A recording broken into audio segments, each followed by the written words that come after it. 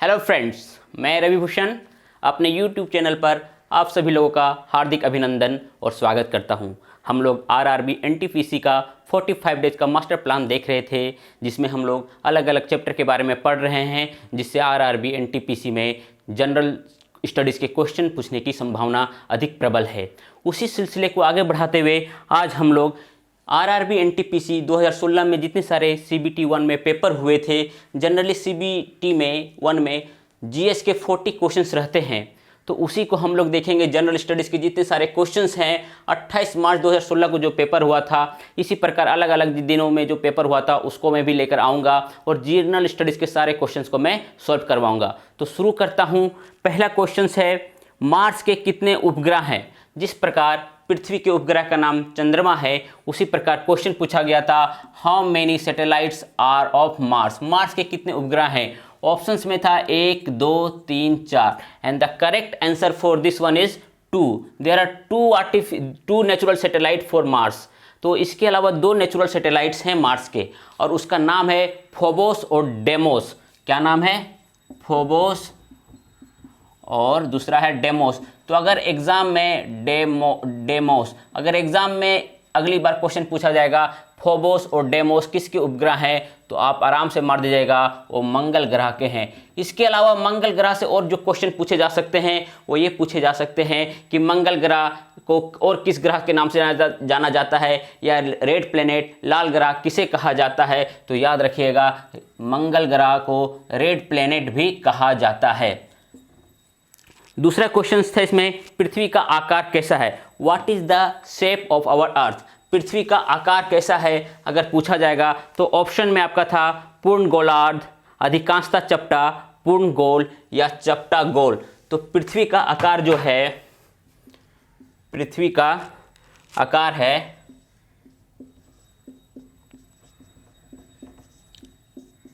पृथ्वी का आकार ना ही पूर्ण गोल है ना ही पूर्ण चपटा है। ये जो पृथ्वी का आकार है ये ज्वाइड शेप का है। इसमें इंग्लिश में इसको ज्वाइड शेप कहते हैं। इसका अर्थ होता है कि जो पोल्स में है, नॉर्थ पोल और साउथ पोल में ये चपटा है और बाकी जगह सर्कल शेप में है। तो इसमें इंग्लिश में क्या हो जाएगा? The correct answer is geoid in English, और हिंदी में इसको कहेंगे चपटा गोल। पृथ्वी का आकार चपटा गोल है, पृथ्वी आकार है, इंग्लिश में इसको ज्वाइड कहते हैं।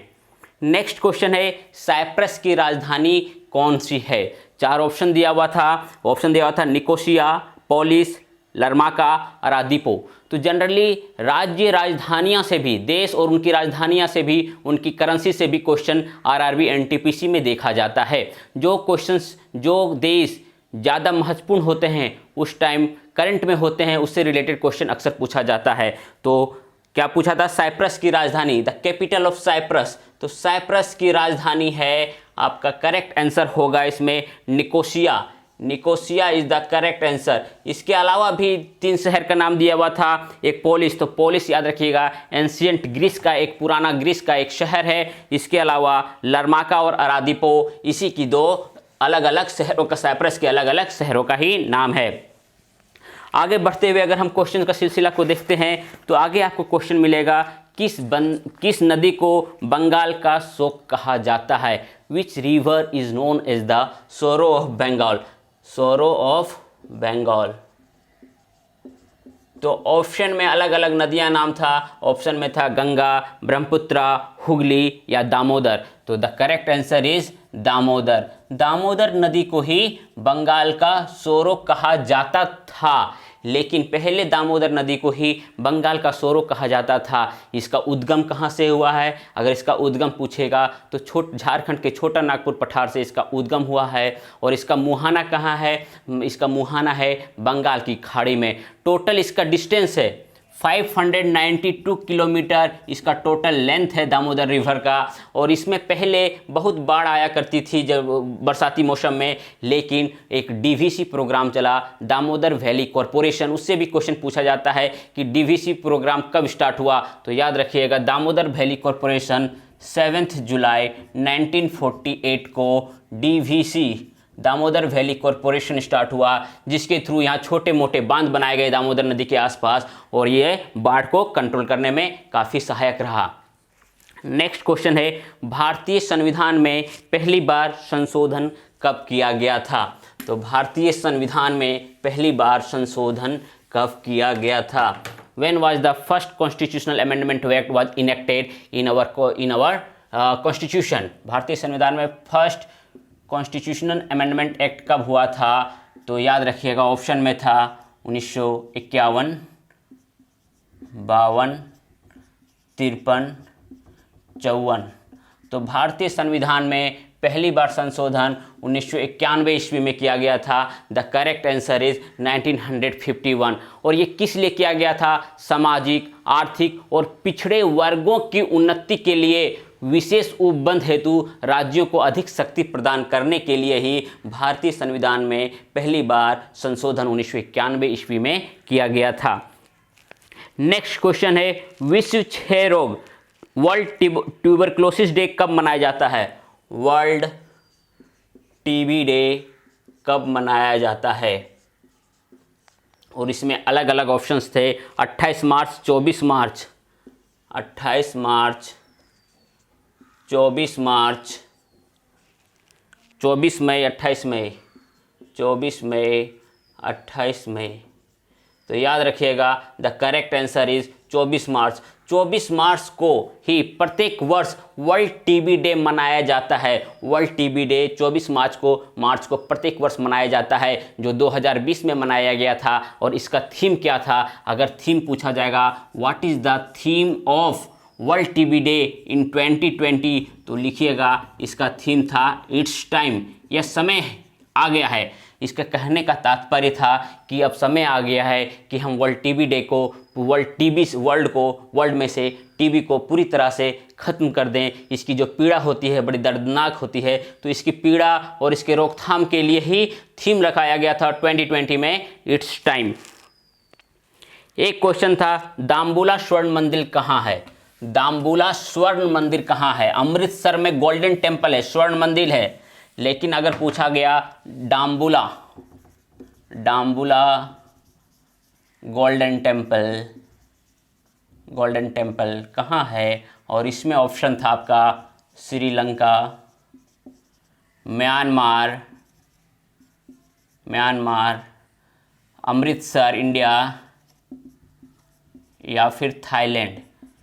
तो याद रखिएगा, दाम्बुला स्वर्ण मंदिर गोल्डन टेम्पल श्रीलंका के मध्य भाग में ही दाम्बुला गोल्डन टेम्पल है। एक केव है, there are 5 important caves in this Golden Temple. और यहाँ पर बुद्धिस्ट लोग का एक बहुत बड़ा ये तीर्थ स्थल माना जाता है। यहाँ पर वो लोग आकर के अपना ध्यान लगाते हैं। तो दाम्बुला गोल्डन टेम्पल कहाँ हुआ? तो दाम्बुला गोल्डन टेम्पल श्रीलंका में अवस्थित है। इसके अलावा एक क्वेश्चन पूछा गया था, सम्राट अशोक किसके उत्तराधिकारी हैं? ये बहुत इंपॉर्टेंट क्वेश्चन है। आपके प्राचीन इतिहास से सम्राट अशोक के बारे में पूछा गया है कि सम्राट अशोक किसके उत्तराधिकारी हैं। तो अशोक से आसपास से और भी क्वेश्चन पूछे जा सकते हैं, जैसे उनके दादा का नाम क्या है, पिता का नाम क्या है, उनकी माता श्री का नाम क्या हुआ, और वो कौन कौन से स्थापना किए थे विश्वविद्यालयों का, उसके बारे में डिस्कस करते हैं। तो देखिए, अशोक अगर पूछा गया, सम्राट अशोक के उत्तराधिकारी कौन थे? ऑप्शन में था आपका चंद्रगुप्त मौर्य, दूसरा ऑप्शन था बिंदुसार, तीसरा ऑप्शन था सुसीम, और चौथा ऑप्शन था दशरथ। तो करेक्ट आंसर है बिंदुसार। सम्राट अशोक के पिता का नाम बिंदुसार था। तो ये हो गए उनके उत्तराधिकारी। अशोक किसके उत्तराधिकारी हो गए? बिंदुसार के उत्तराधिकारी अशोक हो गए। इनका पिता का नाम चंद्रगुप्त मौर्य जो था, इनके दादा का नाम चंद्रगुप्त मौर्य था, पिता का नाम बिंदुसार था, और जो माता का नाम था शुभदांगरी इनकी माता का नाम था। ये 269 BC में इन्होंने राजगद्दी पर बैठा और इन्होंने पाटलिपुत्र को अपनी राजधानी बनाया। इन्होंने विशेषकर बौद्ध धर्म के लिए बहुत काम किया। इन्होंने विश्वविद्यालय बनाई, तक्षशिला हो गया, नालंदा, विक्रमशिला, कुल 26 विश्वविद्यालय सम्राट अशोक के द्वारा बनाई गई हैं। अगला क्वेश्चन है आपका, वास्को डी गामा भारत कब आया था?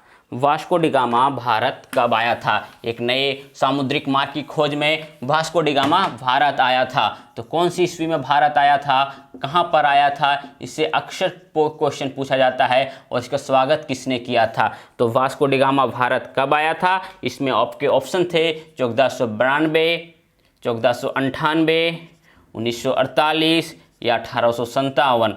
तो द करेक्ट आंसर ही 1498 में वास्को डी गामा भारत आया था। भारत जब आया था वास्को डी गामा तो कहाँ पर उतरा, ये भी इससे अक्सर क्वेश्चन पूछा जाता है। तो अगर वास्को डी गामा अगर डेट पूछा जाएगा तो 17 मई 1498 को वास्को डी गामा केरल के मालाबार तट पे कालीकट बंदरगाह पे वास्को डी गामा आया था। कालीकट बंदरगाह, कालीकट बंदरगाह ये कहाँ पर है? ये मालाबार तट में है, मालाबार कोस्ट। और मालाबार कोस्ट कहाँ है? ये केरल राज्य के मालाबार कोस्ट में कालीकट बंदरगाह है, यहीं पर वास्को डी गामा उतरा था। और इसका स्वागत किसने किया था? जो उस टाइम कालीकट के हिंदू शासक थे जमोरिन, जमोरिन ने इनका स्वागत किया था। किसने स्वागत किया? जमोरिन ने इनका स्वागत किया था।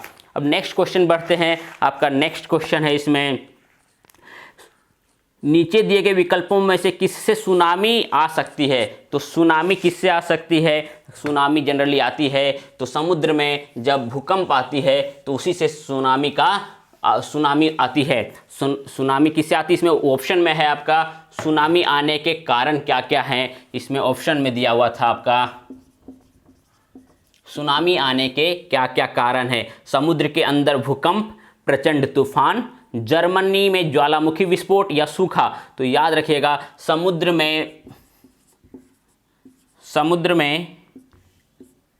के भीतर भूकंप के कारण सुनामी आती है।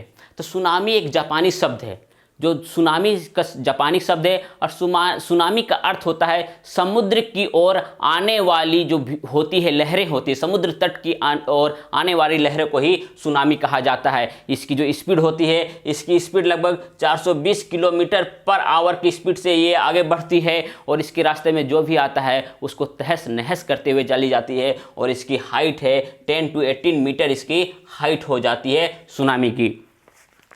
नेक्स्ट क्वेश्चन है आपका थर्मोस्कोप का आविष्कार किसे माना जाता है? आविष्कारक किसे माना जाता है? थर्मोस्कोप का आविष्कारक किसे माना जाता है? तो करेक्ट आंसर होगा इसका गैलीलियो गैलीली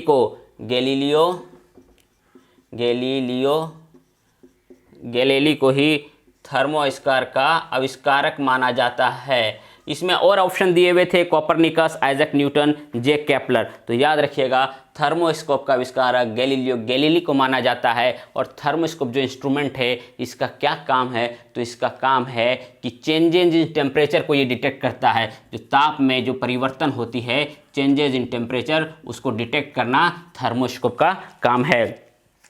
इसके अलावा पूछा गया भारत में कार्यकारी प्रमुख किसे माना जाता है? कार्यकारी प्रमुख अगर पूछा जाएगा तो वो राष्ट्रपति को कहा जाता है। और भारत के प्रधानमंत्री को कार्यकारी प्रमुख नहीं कहा जाएगा। जितने भी कार्य होंगे वो राष्ट्रपति के नाम पर ही होते हैं। तो कार्यकारी प्रमुख पूछा जाएगा, भारत के कार्यकारी प्रमुख किसे कहा जाता है? कार्यकारी प्रमुख किसे कहा जाता है?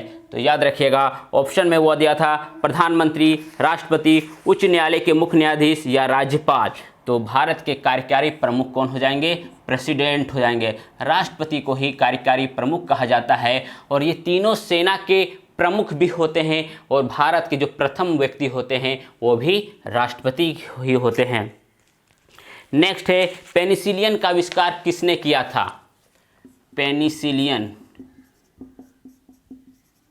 पेनिसिलियन का आविष्कार किसने किया था? ऑप्शन में था आपका Ian Fleming, Alexander Fleming, Stephen Hawkings या अलेक्जेंडर ग्राहम बेल। तो पेनिसिलियन का आविष्कार आपका अलेक्जेंडर फ्लेमिंग के द्वारा हुआ था। अलेक्जेंडर फ्लेमिंग ने ही पेनिसिलियन का आविष्कार किया था। पेनिसिलियन क्या है? एक पेनिसिलियम फंगस होता है, उसी से एक ऐसी दवाई बनती है जो असाध्य रोगों को ठीक कर देती है। तो पेनिसिलियन का आविष्कार अलेक्जेंडर फ्लेमिंग के द्वारा हुआ था। नेक्स्ट क्वेश्चन है, भारत की आज़ादी की लड़ाई के दौरान करो और मरो का नारा किसने दिया था? डू एंड डाई स्लोगन जो है वो किसने दिया था? डू और डाई, करो या मरो का नारा किसने दिया था? ऑप्शन में है आपका महात्मा गांधी, वीर सावरकर, सुब्रमण्यम भारती, नेताजी सुभाष चंद्र बोस। तो डू और डाई का नारा 8 अगस्त 1942 में भारत छोड़ो आंदोलन क्विट इंडिया मूवमेंट के दौरान महात्मा गांधी जी द्वारा दिया गया था। किसके द्वारा दिया गया था? महात्मा गांधी जी के द्वारा 8 अगस्त 1942 को क्विट इंडिया मूवमेंट के दौरान, जब वो कांग्रेस सेशन की जब कांग्रेस सेशन को संबोधन कर रहे थे ग्वालियर टैंक बम्बई में, तो उसी टाइम उन्होंने भारतीय जनता को संबोधित करते हुए करो या मरो का नारा दिया था।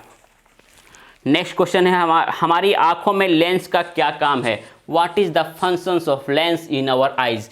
हमारे आंखों में जो लेंस लगा हुआ रहता है उसका काम क्या है? तो ऑप्शन में था आंखों को ढकना, मस्तिष्क को छवियों को संदेश भेजना, आंखों की फोकल दूरी को बदलना, तो चोट से आंखों की सुरक्षा करना। तो इसका करेक्ट आंसर है आंख की फोकल दूरी, फोकल डिस्टेंस को बदलना।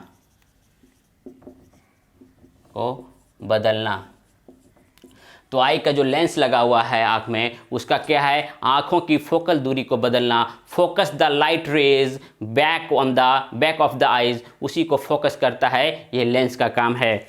इसके अलावा क्वेश्चन आया है सबसे छोटा उप महाद्वीप कौन सा है? अगर सबसे छोटा महाद्वीप पूछा जाएगा तो हम लोग जानते हैं देयर आर 7 कंटिनेंट्स इन अर्थ, जिसमें से सबसे छोटा पूछा जाएगा स्मॉलेस्ट कंटिनेंट अगर पूछा जाएगा एग्जाम में अगली बार तो उसका करेक्ट आंसर हो जाएगा ऑस्ट्रेलिया। और अगर लार्जेस्ट कंटिनेंट पूछा जाएगा तो हो जाएगा एशिया।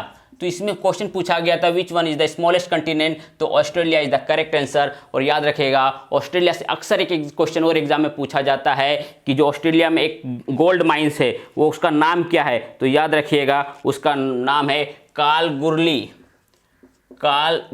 एक गोल्ड माइंस है जहाँ से सोने की आपूर्ति होती है, सोने का वहाँ से उत्खनन होता है और वहाँ से वही उस खदान का नाम है कालगुरली। ये कहाँ पर है? तो ये ऑस्ट्रेलिया में है।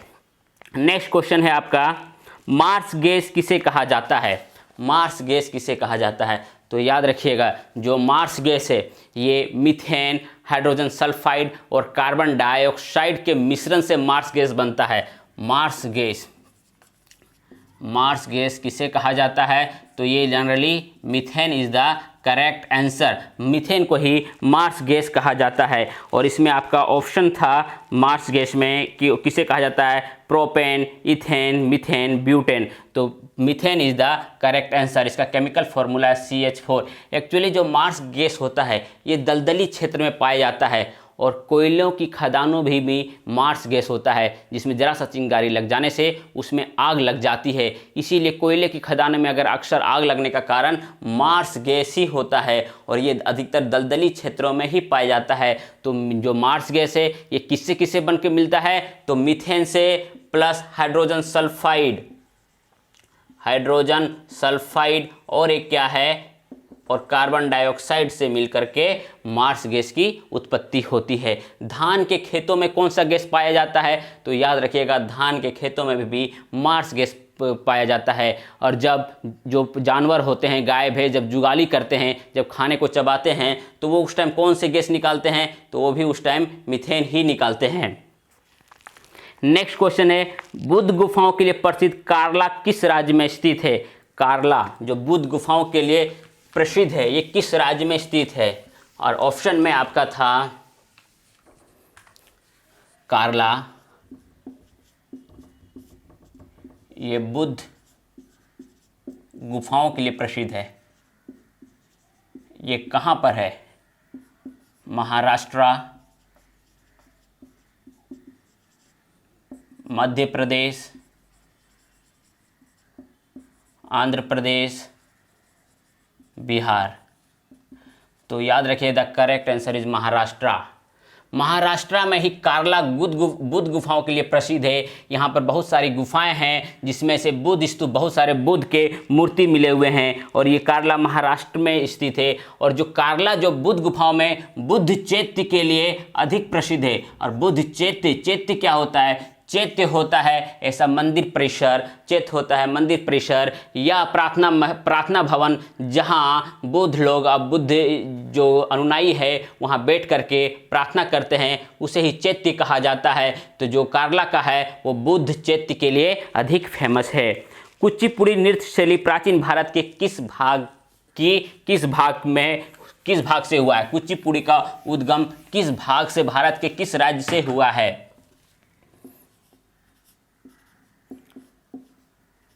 कुचिपुड़ी ऑप्शन में था आपका तमिलनाडु, महाराष्ट्र, आंध्र प्रदेश, उड़ीसा। क्वेश्चन क्या आपका? कुचिपुड़ी नृत्य शैली का आरंभ भारत के किस भाग में हुआ है? तो कुचिपुड़ी जो डांस है ये क्लासिकल डांस है, इसका आरंभ हुआ है आंध्र प्रदेश में। और जब परंपरा के अनुसार प्राचीन भारत में कुचिपुड़ी डांस हुआ करता था तो इसे पुरुष वर्ग ही किया करते थे। इसके अलावा क्वेश्चन आया था आपका ब्रिक्स में BRICS, ब्रिक्स में बी का जो अर्थ होता है, ब्रिक्स में बी किस देश से डिनोट करता है? ऑप्शन में था आपका बांग्लादेश, ब्राज़ील, बेल्जियम और बहरीन। तो करेक्ट आंसर है बी से होता है ब्राज़ील, आर से रशिया, आई से इंडिया, सी से चाइना और एस से साउथ अफ्रीका। तो ब्रिक्स का जो सम्मेलन होने वाला है 2020 में, वो कहाँ पर सम्मेलन होने वाला है? इससे अक्सर आपको क्वेश्चन पूछ दिया जाएगा। अगर ब्रिक्स का कोई भी एग्जाम में बैठेंगे, करंट से क्वेश्चन आ सकता है। ब्रिक्स का सम्मेलन 2020 में कहाँ होने वाला है? तो ब्रिक्स का सम्मेलन 2020 में रूस में होने वाला है, रशिया में होने वाला है। कब होने वाला है? तो 17 नवंबर 2020 को, 17 नवंबर 2020 को रूस में रूस के सेंट पीटर्सबर्ग शहर में 17 नवंबर 2020 को वीडियो कॉन्फ्रेंसिंग के थ्रू ब्रिक्स का समिट होने वाला है। इसके अलावा क्वेश्चन पूछा गया था, यदि एक तरंग की आवृत्ति, तरंग मीन्स वेव हो गया, आवृत्ति मीन्स फ्रीक्वेंसी। अगर एक तरंग है, वेव है, इसकी फ्रीक्वेंसी बढ़ा दी जाती है तो इसका वेवलेंथ पर क्या असर होगा? देखिए, अगर एक वेव है, इसमें पूछा गया है फ्रीक्वेंसी बढ़ा दी जाएगी तो वेवलेंथ पे क्या असर होगा? तो याद रखिएगा ये दोनों इन्वर्सली प्रोपोर्शनल है। फ्रीक्वेंसी और वेवलेंथ दोनों एक दूसरे के इन्वर्सली प्रोपोर्शनल हैं। मतलब अगर फ्रीक्वेंसी बढ़ेगी तो वेवलेंथ घट जाएगा। एक डायग्राम के थ्रू समझते हैं इसको। देखिए, ये मैंने बनाया दो वेव। वेवलेंथ क्या होता है? वेवलेंथ होता है the distance between two crest and two trough. The distance between two crest और टू ट्रफ। ये क्रस्ट हो गया, नीचे वाला ट्रफ हो गया। तो अगर इसमें देखिए, इन दिस केस, पहला वाला जो केस है, इसमें जो है वेवलेंथ ज़्यादा है और फ्रीक्वेंसी क्या है? फ्रीक्वेंसी जो होती है पर सेकेंड अप एंड डाउन वाला मूवमेंट है वो कम है। इसमें फ्रीक्वेंसी आपका कम हो गया और वेवलेंथ जो है ज़्यादा है। इसका अपोजिट सेकेंड केस में है, इसमें वेवलेंथ छोटा और फ्रीक्वेंसी ज़्यादा है। तो ये एक दूसरे के अपोजिट हैं। तो अगर पूछा जाएगा एक वेव में अगर फ्रीक्वेंसी को बढ़ा दिया जाए तो वेवलेंथ पे क्या असर होगा? तो वेवलेंथ क्या हो जाएगा? कम हो जाएगी। निम्नलिखित में से कौन सी एक किसी मृत व्यक्ति का स्मारक नहीं है? क्वेश्चन आया था, अगर 4 ऑप्शन दिया हुआ था और उसमें पूछा था कि कौन सा एक मृत व्यक्ति का स्मारक नहीं है, और इसमें ऑप्शन था आपका बीबी का मकबरा, ताजमहल, चार मीनार, इत्माद-उद-दौला। तो चार मीनार रखिएगा याद, चार मीनार किसी मृत व्यक्ति का स्मारक नहीं है। जो चार मीनार है ये कहाँ पर स्थित है? ये हैदराबाद में स्थित है।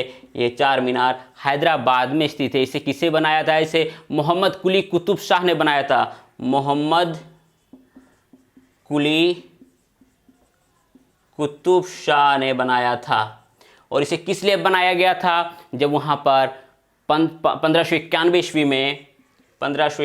में वहाँ भारी हैदराबाद में प्लेग रोग की बीमारी फैल गई थी। और जब वो अंत हो गया, प्लेग बीमारी के अंत होने के कारण मोहम्मद कुली कुतुब शाह ने अल्लाह को इबादत करते हुए 4 मीनार का निर्माण करवाया था। और इसके अलावा था बीबी का मकबरा। तो बीबी का मकबरा जो है, इस मकबरे का निर्माण मुग़ल बादशाह औरंगजेब के जो पुत्र थे आजम शाह अपनी माँ दिलरस बागो बेगम के याद में बनाया गया था। और दूसरा ऑप्शन था ताजमहल। तो ताजमहल का निर्माण शाहजहां ने अपनी बेगम मुमताज़ महल के लिए किया था। और इसका एक ऑप्शन था क्या? इत्मादुद्दौला। तो इत्मादुद्दौला जो जहांगीर थी, जहांगीर की बेगम नूरजहां के जो पिता थे, उन्हीं के याद में नूरजहां ने इत्मादुद्दौला जो है मकबरा है उसे बनाया गया था। नेक्स्ट क्वेश्चन है, महाराणा प्रताप के घोड़े का नाम क्या था? महाराणा प्रताप के घोड़े का नाम क्या था? तो याद रखिएगा, महाराणा प्रताप के घोड़े का नाम ऑप्शन में दिया हुआ था आपका बुलबुल, चेतक, हयग्रीव और बादल। तो इसका सही आंसर है चेतक। महाराणा प्रताप के घोड़े का नाम चेतक था। ये उनका प्रिय घोड़ा था और ये एक ईरानी घोड़ा था। उन्होंने ईरान से 3 घोड़ा मंगाया था और अपने पास एक घोड़ा रखा जिसका नाम उन्होंने चेतक रखा। और ये ईरानी मूल का घोड़ा था। जब हल्दी घाटी के युद्ध में महाराणा प्रताप घायल हो गए थे तो इसी घोड़े की बहादुरी ने अपनी स्वामी भक्ति दिखाते हुए महाराणा प्रताप को युद्ध स्थल से सुरक्षित बाहर निकाल लिया। नेक्स्ट क्वेश्चन है, कोणार्क का मंदिर किसने बनाया था, किसने करवाया था इसका निर्माण? कोणार्क के मंदिर का निर्माण किसने करवाया था और कोणार्क का मंदिर कहाँ है? अगर ये भी अक्सर क्वेश्चन में पूछा जाता है तो कोणार्क का सूर्य मंदिर है। कोणार्क किस भगवान को समर्पित मंदिर है? कोणार्क का मंदिर, कोणार्क का जो मंदिर है ये सूर्य भगवान को समर्पित है, सूर्य भगवान को समर्पित है। और इसका निर्माण करवाया था नरसिंहदेव प्रथम ने। नरसिंहदेव प्रथम के द्वारा कोणार्क का सूर्य मंदिर का निर्माण हुआ था। और एक क्वेश्चन, लास्ट क्वेश्चन है आपका, पूछा गया है रॉल एक्ट किस वर्ष पारित किया गया था? रॉल एक्ट किस वर्ष पारित किया गया था? तो याद रखिएगा, रॉल एक्ट जिसे क्या कहा जाता है? इसे काला कानून भी कहा जाता है। रॉल एक्ट कब पारित किया गया था? ऑप्शन में आपका था 1919, 1921, 1923, 1916। 1919, 1921, 1923 और 1916। तो याद रखिएगा, इसका करेक्ट आंसर है 1919 को रॉल एक्ट पास हुआ था। 21 मार्च 1919 को रॉल एक्ट पास हुआ था, जिसे काला कानून भी कहा जाता है। इसमें होता था क्या कि ब्रिटिश सरकार ने 21 मार्च 1919 को रॉल एक्ट पास किया, जिसके अनुसार किसी व्यक्ति को मात्र संदेह के आधार पर गिरफ्तार किया जा सकता था। और इसी रॉल एक्ट आंदोलन के दौरान पंजाब के अमृतसर में जब इकट्ठा हुए थे इसी के विरोध में, रॉल एक्ट विरोध में, तो 13 अप्रैल 1919 को जलियांवाला बाग कांड हुआ था। 13 अप्रैल 1919 को जलियांवाला बाग कांड हुआ था। तो ये आज का क्लास समाप्त हुआ। 28 मार्च 2016 के जो पेपर थे CBT 1 में जो क्वेश्चंस आए हुए थे जनरल स्टडीज़ के, वो क्वेश्चन मैंने करवा दिया। और नेक्स्ट क्लास में मैं इसका एक और चैप्टर लेके आऊँगा। नेक्स्ट जो एक और पेपर लेके आऊँगा, जो हुआ था पेपर आपका हुआ था 30 मार्च 2016 को। 30 मार्च 2016 को जो ऑनलाइन परीक्षा हुई थी, उसमें सारे जो GS के क्वेश्चंस पेपर थे उसको मैं नेक्स्ट क्लास में डिस्कस करूंगा। Thank you, this is for today, best of luck.